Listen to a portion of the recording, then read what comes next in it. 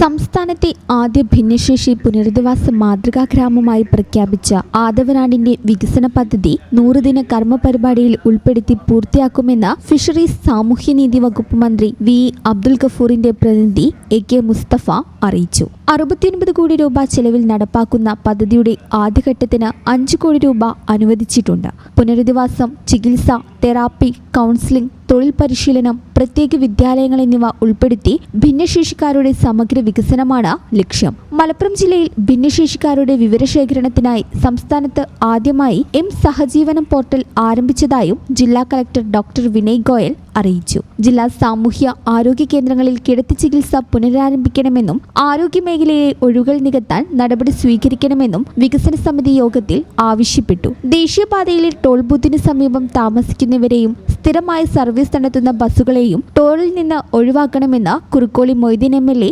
ആവശ്യപ്പെട്ടു. ഉണ്ണിയാൽ, ചുങ്കം മേഖലകളിലെ മഴവെള്ളക്കെടുതിക്ക് പരിഹാരമായി ഡ്രെയിനേജ് നിർമ്മാണം ഉടൻ ആരംഭിക്കുമെന്നും ജില്ലാ കളക്ടർ അറിയിച്ചു. തിരൂർ നിയോജക മണ്ഡലത്തിലെ PWD റോഡുകളിൽ മാനുപോയ സീബ്ര ലൈനുകൾ പുനഃസ്ഥാപിക്കാനും പുത്തനത്താണി ബസ് സ്റ്റാൻഡിൽ KSRTC ബസ്സുകൾക്ക് പ്രവേശനം ഉറപ്പാക്കാനും നടപടിയെടുക്കണമെന്ന് MLA ആവശ്യപ്പെട്ടു. ജൽജീവൻ പദ്ധതിയുടെ ഭാഗമായി തിരൂർ മണ്ഡലത്തിൽ തകർന്ന റോഡുകൾ ഡിസംബറോടെ പുനരുദ്ധരിക്കുമെന്ന് കേരള വാട്ടർ അതോറിറ്റി അറിയിച്ചു. തിരുനാവായ പാലത്തിന് സമീപത്തെ RBDCക്ക് ഭൂമിയിലെ കയ്യേറ്റം ഒഴിപ്പിക്കുന്നതിൽ കാലതാമസം അവസാനിപ്പിക്കണമെന്നും യോഗത്തിൽ ആവശ്യപ്പെട്ടു. മഞ്ചേരി കോഴിക്കോട് റൂട്ടിൽ നിലവിലുള്ള സർവീസുകൾക്ക് പുറമെ 9 പുതിയ KSRTC സർവീസുകൾ 2 ആഴ്ചയ്ക്കകം ആരംഭിക്കുമെന്നും ആവശ്യമായ ജീവനക്കാരെ എംപ്ലോയ്മെന്റ് എക്സ്ചേഞ്ച് വഴി നിയമിക്കുമെന്നും അധികൃതർ അറിയിച്ചു. താനൂർ ഗവൺമെന്റ് കോളേജിലും സീമെറ്റ് നഴ്സിംഗ് കോളേജിലും ക്ലാസ് മുറികളുടെ അപര്യാപ്തത പരിഹരിക്കണമെന്നും ചെങ്ങരംകുളം ടൗൺ നവീകരണം വേഗത്തിലാക്കണമെന്നും യോഗത്തിൽ ആവശ്യങ്ങൾ ഉയർന്നു. പാസ്പോർട്ട് അപേക്ഷകളിലെ പോലീസ് ക്ലിയറൻസ് വേഗത്തിലാക്കുക,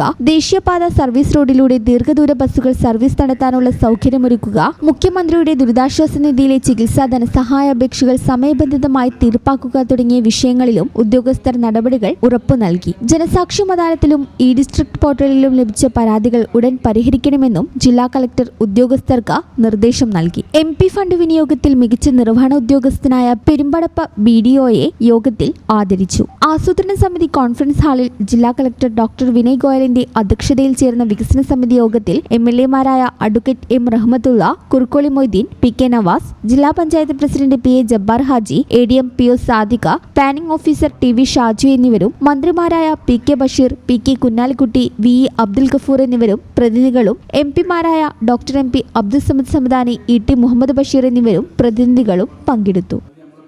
ഈ ചാനൽ ന്യൂസ്, മലപ്പുറം.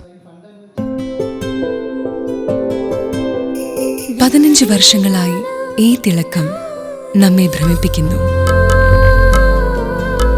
15 വർഷങ്ങളായി ഈ വ്യത്യസ്തത നമുക്ക് ആത്മവിശ്വാസം നൽകുന്നു. 15 വർഷങ്ങളായി നമ്മുടെ ആഘോഷങ്ങളിൽ ഈ പാരമ്പര്യവും പങ്കാളികളാണ്. ഒരു ദേശത്തിന്റെ ആഭരണ സംസ്കാരം രൂപപ്പെടുത്തിയവർ. ഞങ്ങളെപ്പറ്റി നിങ്ങൾക്കല്ലേ കൂടുതൽ അറിയുന്നത്? പരിശുദ്ധിയുടെ സുവർണ പാരമ്പര്യം. Hayath golden diamonds, Valanchery.